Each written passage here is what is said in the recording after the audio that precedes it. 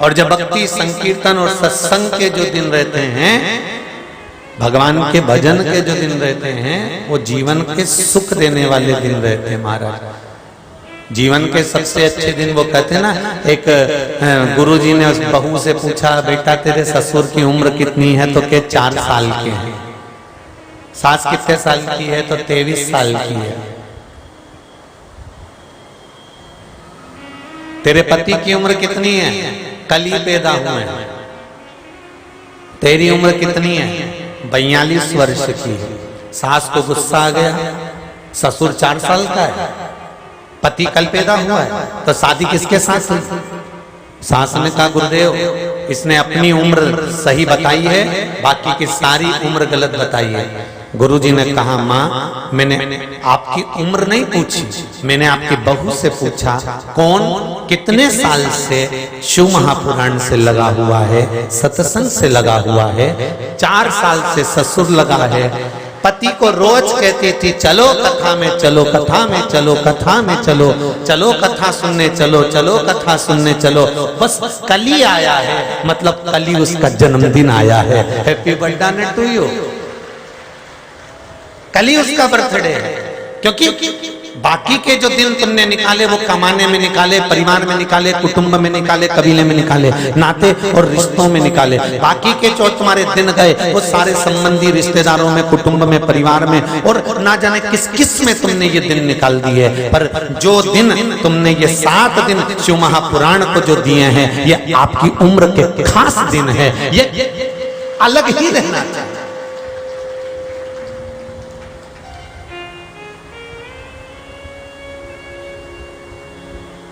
ये शिव महापुराण के वो निर्मल दिन है, वो खास।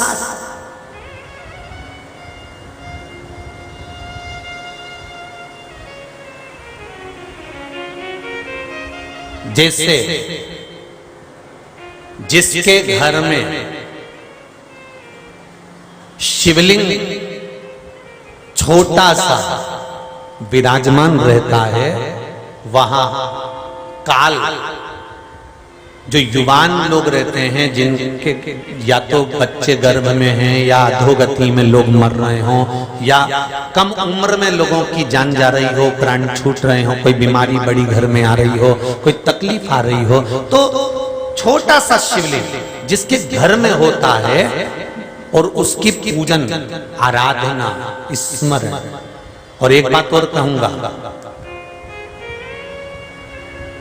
वो शिवलिंग भी अगर आपके घर में हो तो नर्मदेश्वर हो। कौन सा शिवलिंग हो? जम के बोलो जरा। नर्मदेश्वर। नर्मदा जी के जल में से, नर्मदा के जल में से जो कंकर निकले उसका जो शिवलिंग बना होता है, वो शिवलिंग अगर हमारे घर में रहता है, किसी ने जल चढ़ाया तो ठीक, नी चढ़ाया तो ठीक, किसी ने भोग लगाया तो ठीक, नी लगाया तो ठीक, किसी ने बेलपत्र चढ़ाया तो ठीक, नी चढ़ाया तो ठीक। नर्मदेश्वर शिवलिंग किसी ने प्रतिष्ठा करी तो ठीक है, नी करी तो ठीक है, किसी ने प्राण प्रतिष्ठा करी तो ठीक है, नी करी तो भी ठीक है। क्योंकि नर्मदेश्वर जो शिवलिंग होता है, नर्मदा जी के जल से जो शिवलिंग प्रकट होता है, वो कंकर नर्मदा के जल से जो शिवलिंग सम्मुख में आता है, वो शिवलिंग एक ऐसा होता है कि इसको तुम पूछो ना पूछो, ये तुम्हारे अगर घर में रहता है तो अकाल मृत्यु आ ही नहीं सकती, वो भगा देगा। अकाल मृत्यु का हरण करने वाला।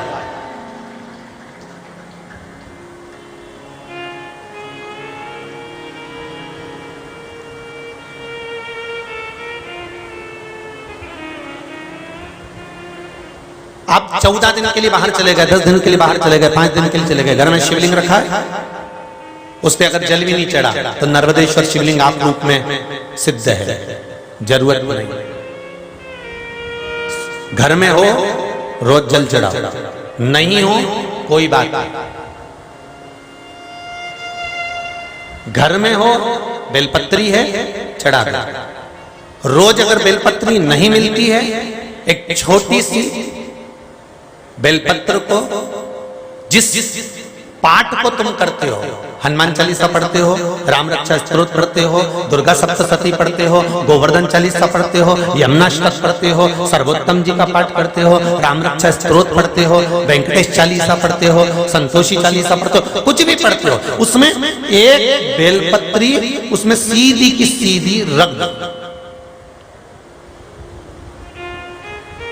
रोज अगर बेलपत्री आपके पास में नहीं है घर में चढ़ाने के लिए, रोज कोई बेलपत्री ला नहीं सकता, आप रोज रोज पेड़ के नीचे जाकर तोड़ नहीं सकते, रोज बेलपत्री मिल नहीं सकती, तो एक चालीसा के अंदर पाठ के अंदर जो पाठ आप करते हो, गीता जी पढ़ो, गायत्री जी पढ़ो, जो पढ़ते हो उसमें एक बेलपत्री छुपा के रख दो और रोज उसको उठाया, जब भगवान शंकर जी की पूजन करी उसको चढ़ा दिया, चढ़ाने के बाद उसको वापिस उठाया, उठा के वापिस किताब में धर लिया।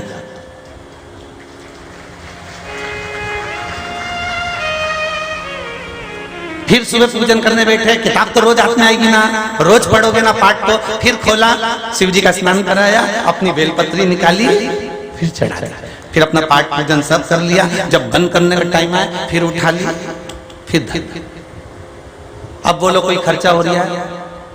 अरे बोलो तो जी कोई खर्चा है?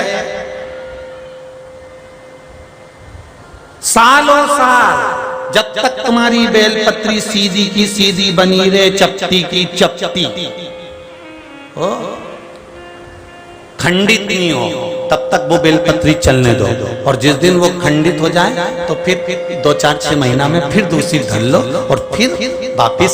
अब रोज रोज पेड़ के नीचे नहीं जा सकते, रोज रोज बड़ी बड़ी सिटियों में बेलपत्र नहीं मिलती, बड़े बड़े शहरों में बेलपत्र प्राप्त नहीं होती, तो हमारे यहाँ तो शंकर जी की कथा कहती है कि वो ही बेलपत्र चढ़ी हुई तुम मुझे चढ़ाते रहो और उसका फल पाते रहो, एक ही बात।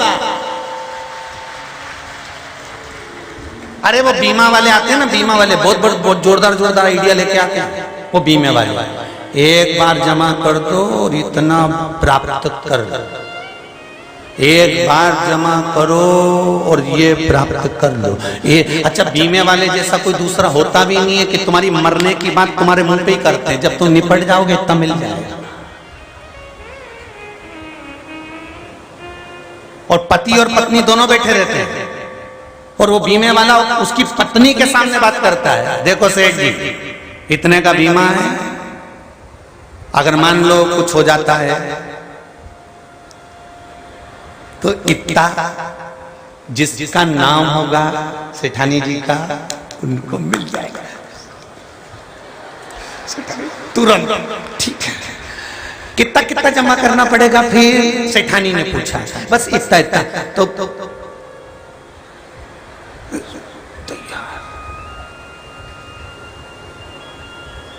ऐसी मरने की बात अगर डायरेक्ट तुम्हारे पास कोई आके कह देना कि तुम मरोगे और तुम्हारा धन तुम्हारी पत्नी को मिलेगा, तो सेठ जी थप्पड़ मार दे, पता मेरे मरने की बात कर। और बीमे वाला जब बोलता है कि तुम जाओगे तब इतना मिलेगा तो इनको मिलेगा, तो बड़ी प्रसन्नता की बात होती है साहब, कितनी जोरदार बात है। तो यहाँ वो बस समझाते हैं आपको कि इतना एक बार जमा कर दो, और एक बार जमा करा तो उसका तुम्हारे खाते में इतना इतना आते रहेगा। उसी तरह शिव महापुराण की कथा कहती है, एक बेलपत्री तुम्हारी किताब में जमा कर लो और उसको रोज शिव को चढ़ाते रहो, प्रतिदिन तुम्हारे खाते में उसका फल प्राप्त होता रहेगा। वो फल कहीं नहीं जाने वाला।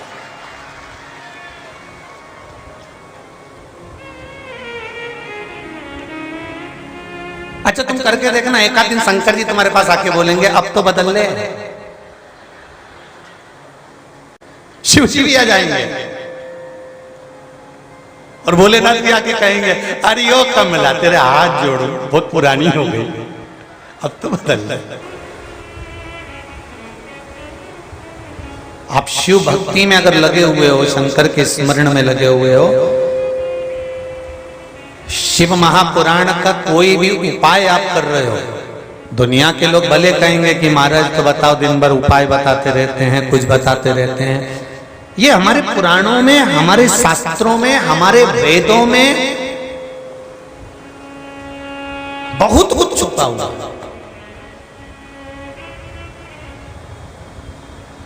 और सबसे बड़ी बात अगर छुपी है इन शास्त्रों में, इन वेदों में, इन पुराणों में, तो विश्वास छुपा हुआ।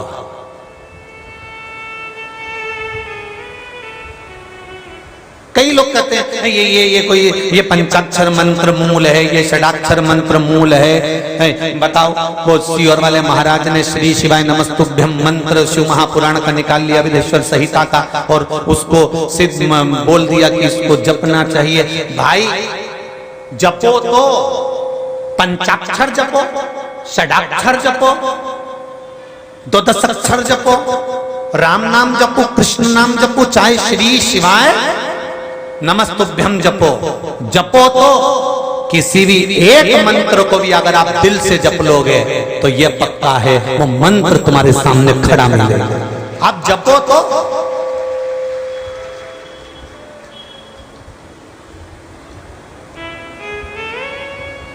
निंदा से फुर्सत मिलेगी तब तो राम जपोगे,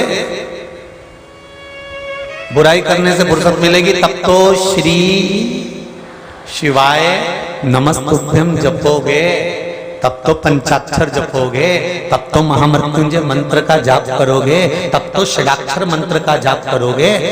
निंदा से परे हो रही है।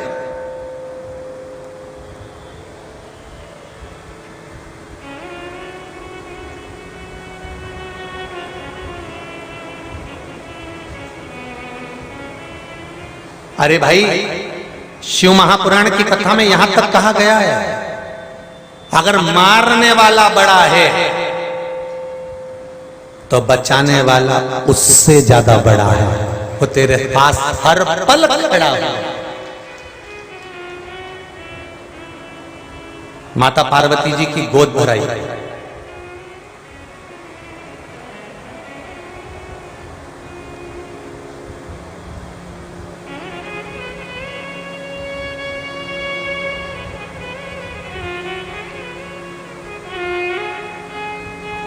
आज राजा हिमालय ने शिव जी के पास खबर करवाई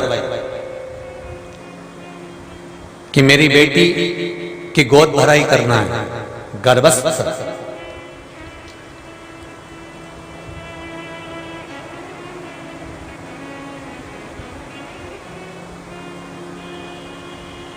शिव जी ने खबर करी बेटी की गोद भराई करना है तो कहां करना।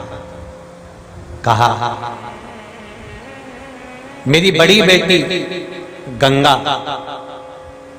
हिमालय राज कहते हैं, मेरी बड़ी बेटी गंगा चाहती है कि मेरी बहन का अगर गर्भ है तो गोद भराई मेरे ही पास में हो। यही हर की पौड़ी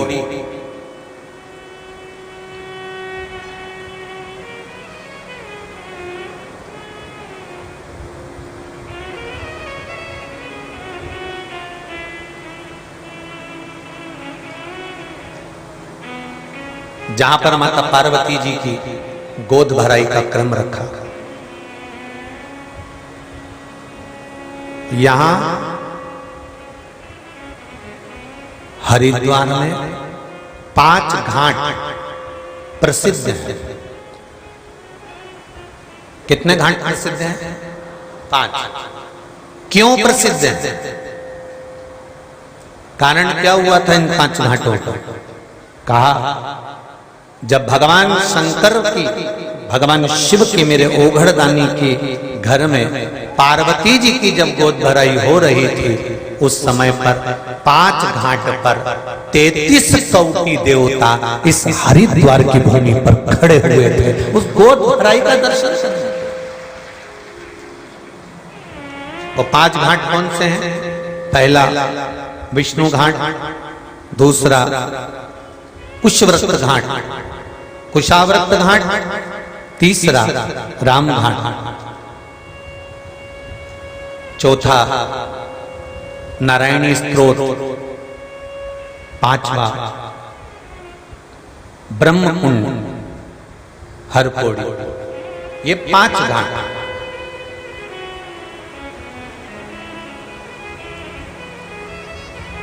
जिन 5 घाटों पर 33 कौटी देवता मां जगतजननी जगदम्बा माता पार्वती जी की गोद भराई का दर्शन कर रहे थे। इतने में इंद्र को ज्ञात हुआ और इंद्र ने बुलाया अग्निदेव।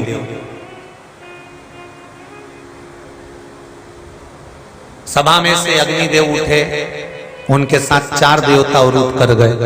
इंद्र ने कहा मुझे आपसे कुछ बात करना। क्या बात करना, बोलो क्या हुआ?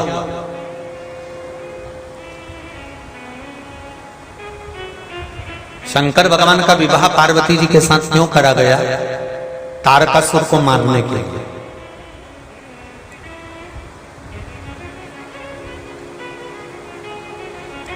तारकासुर का अंत होना है, इसलिए शिव जी का विवाह करना जरूरी था, क्योंकि इनके पुत्र के द्वारा मरे गए।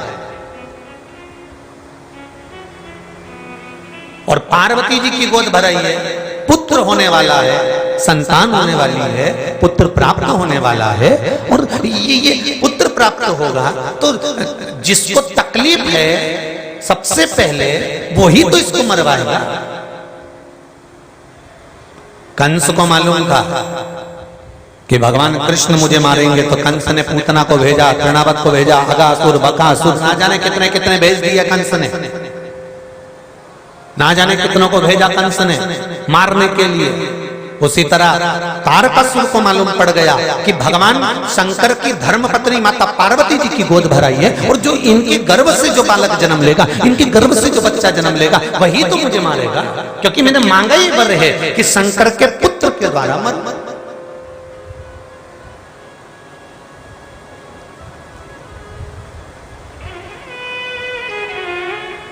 अब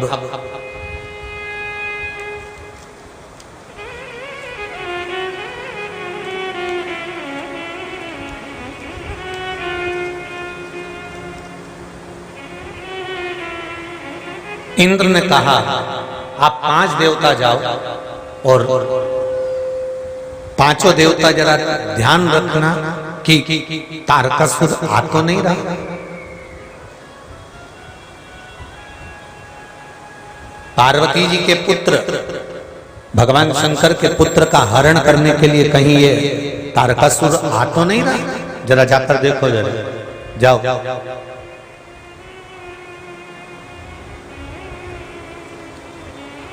गोद भराई तो हो गई। तारकासुर ने देख भी लिया कि गोद भराई हो गई है और संतान होने वाली है, और यही संतान के द्वारा मैं मरूंगा।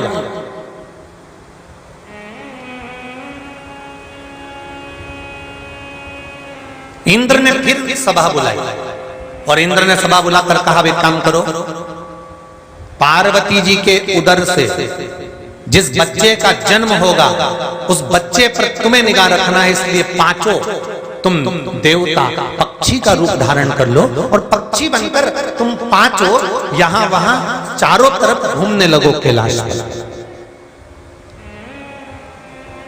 जाओ जरा।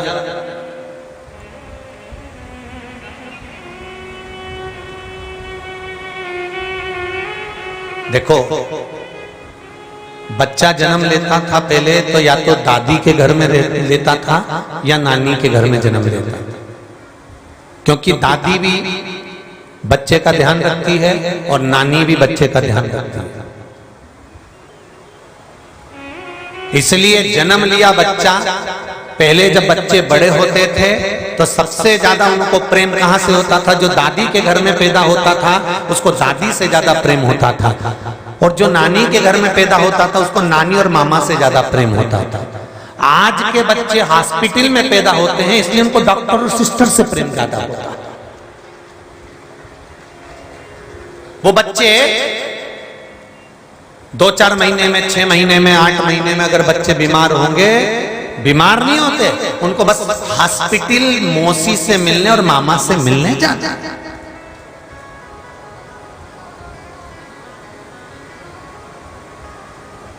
पहले के बच्चे बीमार होते थे, दादी कुछ घिस के दे देती थी, कपड़ा गर्म करके सेक देती और बच्चा ठीक। क्यों? क्योंकि दादी के घर में पैदा हुआ है तो दादी से प्रेम है, दादी का हाथ लगते ही ठीक हो जाता है। नानी के घर में पैदा हुआ है तो नानी का हाथ लगते से ठीक हो जाता है। और डॉक्टर के यहाँ पैदा हुआ है तो डॉक्टर का हाथ लगते से ठीक हो जाता है। 500 गए और ये ठीक, मौसी और मामा के यहाँ गया और ठीक हुआ।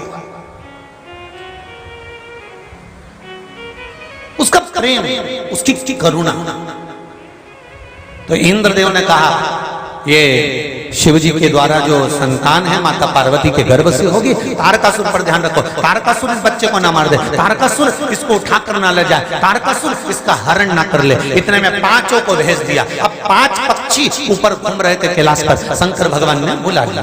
5 पक्षी आकाश में घूम रहे।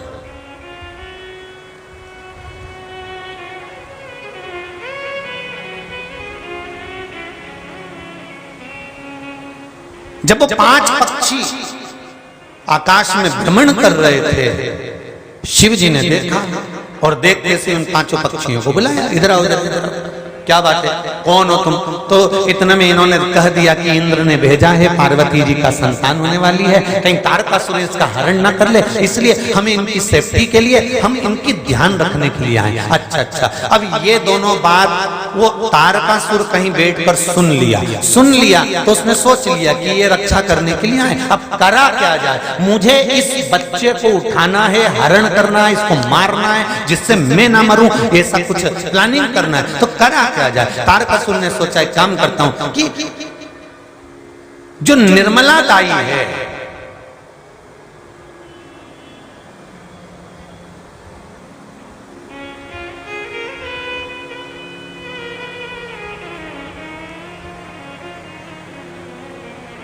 राजा हिमाचल के यहाँ मैनावती जब पितृलोक से आई थी, मैना, धन्या और कला जब पितृलोक से आई थी, पितृलोक से आते समय जब मृत्यु लोक में पहुंची थी और सनकादि ऋषियों ने कहा था कि तुम्हारे गर्भ से 3 बेटियों का जन्म होगा और वो बेटियां तुम्हारे विश्व का कल्याण करेंगी। मैना के गर्भ से पार्वती जी हुई, धन्या सुनैना बनी जिनकी गोद में सीता जी खेली, कला कीर्ति बनी जिनकी गोद में राधा जी खेली। तब मैनावती ने कहा था कि मेरे गर्भ से अगर बच्चा जन्म लेगा, मेरे गर्भ से अगर संतान जन्म ले तो पितृलोक में, इस पितृलोक में जो सेवा करती है वो दाई बनकर मृत्यु लोक में आए और वो मेरी जापा कर, उसका नाम था निर्णय। हिमालय राज के घर में पार्वती जी का जो जापा हुआ था, जो संतान हुई थी मैनावती के यहाँ पार्वती जी हुई थी, तो निर्मला दाई। और अभी जो जापा करा रही है वो भी दाई। अब वो दाई जैसे ही जाने लगी पार्वती जी के कक्ष में, इतने में तारकासुर ने सोचा एक काम करता हूं, इस निर्मला दाई को उठाकर वापिस पितृलोक भेज देता हूं। और इसने दाई को उठाकर पितृलोक में भेज दिया और स्वयं दाई बनकर पार्वती जी के कक्ष में चले गया। तारकासुर जैसे ही संतान ने जन्म लिया, तारकासुर उसको उठाकर लेकर भाग गया। संतान जन्म लेते से तारकासुर ले गए।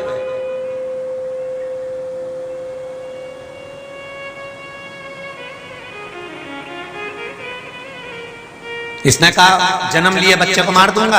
तारकासुर ने सोचा मुझे कौन मारेगा। जन्म लिए बच्चे को तारकासुर ने ऊपर से जाकर जमीन पर फेंक दिया। पहाड़ पे से जैसे नीचे फेंका, नीचे अग्नि देवता तप कर रहे थे, अग्नि देव की गोद में जाकर गिर गया। अग्नि देव ने देखा छोटा सा बच्चा है, ना जाने किसका। इतने में 4 देवताओं ने आकर कहा ये तो पार्वती जी की संतान है, कहाँ लेकर जाए, रो रहा है, क्या करा जाए। इतने में उस बच्चे को लेकर अग्नि देवता भागे और मां गंगा के पास पहुंचे। गंगा मैया से कहा गंगा तुम पार्वती जी की बड़ी बहन हो, तुम्हारे इस पार्वती के पुत्र को मारने के लिए तारकासुर ने बहुत सारा साम दाम दंड भेद लगा लिया है। इस बच्चे को वो मारना चाहता है। गंगा कुछ करो। गंगा ने कहा तुम चिंता मत करो, इस बच्चे को मुझे दो। गंगा ने अपनी गोद में बच्चे को लिया और लेकर गंगा उस बच्चे को देखने लगी। जैसे ही गंगा मैया बच्चे को लेकर जाने लगी, बच्चा और बिलख कर रोने लगा। जब तारकासुर के जिस फेंका था बच्चे को, वो बच्चा और बिलख कर रोया। रोते रोते गंगा जी ने उस बच्चे को देखा तो अपने जल की लहरों में दे दिया। जल की लहर में देते सही उसी समय पर जैसे लहर में दिया, बच्चा और रोने लगा। जैसे बच्चा और रोने लगा तब गंगा जी ने सोचा करा क्या जाए। तब माता गंगा ने संतों की पत्नी, ऋषियों की पत्नी कृतिकाओं को बुलाया और कृतिकाओं को बुलाकर कहा, गंगा जी बोली कि आप इस बच्चे को दूध पिला दीजिए। कृतिकाओं ने कहा हम स्तनपान कराएंगे। हाँ, एक ऋषि की पत्नी का जब दुग्ध पान भगवान स्कंद देव ने करना प्रारंभ करा तो ऋषि की पत्नी उसको पेट नहीं भर सकी। तब 6 पत्नियां ऋषियों की आईं और उन्होंने 6 मुख कर दिए उस बालक के और 6 मुख से दूध पिलाना प्रारंभ करा। जब कृतिकाओं ने दूध पिलाना प्रारंभ करा तो गंगा जी ने उसका नाम कार्तिकेय कर दिया। गंगा जी ने कहा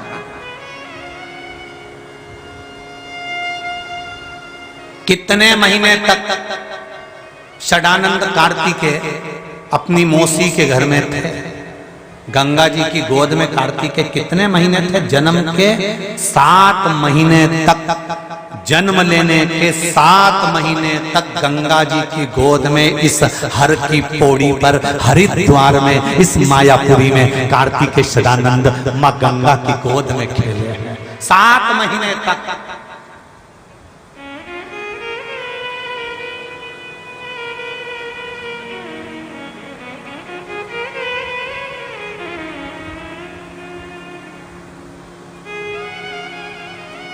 सात महीने तक कार्तिक गंगा जी की गोद में खेलते रहे, अटखेलियां करते रहे।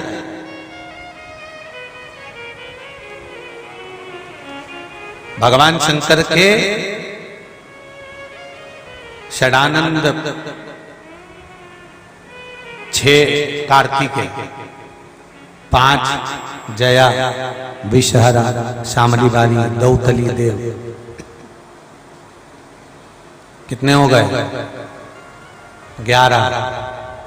11 बच्चे तो ये गंगा जी के जल ने संभाले हैं। और आज भी शंकर भगवान के 11 बच्चे गंगा जी के जल ने संभाले हैं। और गंगोत्री से निकलकर बहने वाली वो गंगा जब कलकत्ता में जाकर सागर में मिलती है, इस बीच में जितने जितने गांव पड़ते हैं उनके बच्चे भी तो आज भी गंगा संभाल रही है। कौन दूसरा संभाल? जितनी जगह से गंगा निकल कर जाती है, ना जाने कितने किलोमीटर तक अपने जल से पृथ्वी को सींचती है। अपने जल से गंगा मैया पृथ्वी को सींचकर, पृथ्वी को उज्जवल बनाकर, निर्मल बनाकर, हरा भरा बनाकर ना जाने कितनों का पेड़ भरती है। कोई इसमें गन्ना लगा रहा है, कोई ईख लगा रहा है, कोई चावल लगा रहा है, कोई गेहूं लगा रहा है, कोई मक्का लगा रहा है। सब अपने अपने गंगा मैया ने केवल शंकर भगवान के 11 बच्चों का भरण पोषण नहीं करा। गंगा मैया जब से पृथ्वी पर विचरण कर रही है, जब से पृथ्वी पर बह रही है, ना जाने कितने कितने लोगों का आदर पोषण कर रही है, ना जाने कितने लोगों का भंडार भर रही है, ना जाने कितने लोगों को तार दे रही है, ना जाने कितने लोगों को भव से निकाल दिया पार। वो गंगा है, कोई साधारण नहीं, जिसने शिव के पुत्रों को रख लिया। क्या तुम्हारे पुत्रों को नहीं रख सकती? स्मरण होना चाहिए।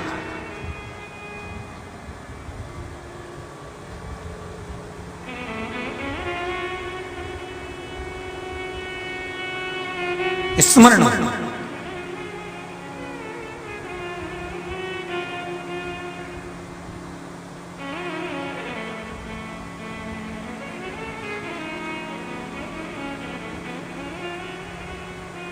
हरि खम्मा हरि, ओ खम्मा हरि, गंगा मां झांकी आलवे, शीशे पे बेंदा नथनी जो सोहे, गले में हार मोरी माँ झांकी आल में। साधारण नहीं है गंगा माँ।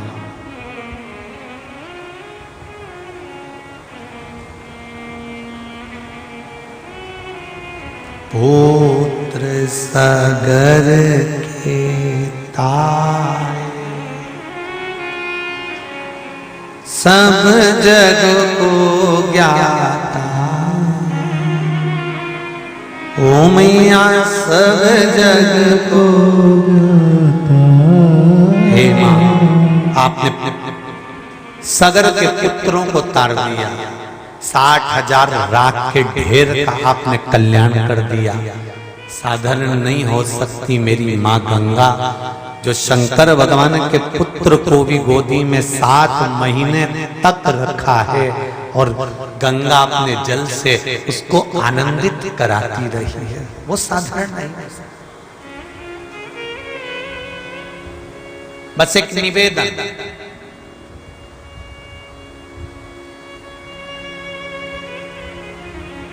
माँ अपने बच्चे की गंदगी को धोने को तैयार रहती है।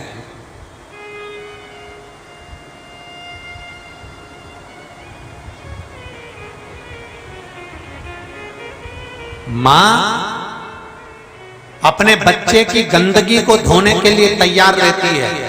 तुम्हारा बच्चा कीचड़ में गिर गया, तुम्हारा बच्चा गटर में गिर गया, तुम्हारा बच्चा नाली में गिर गया, उसने गंदगी कर दी, उसने गंदा कार्य कर दिया, तो भी माँ उस बच्चे को साफ कर देती है। बोलो करती कि नहीं करती? करती है ना। साफ कौन करेगा? माँ।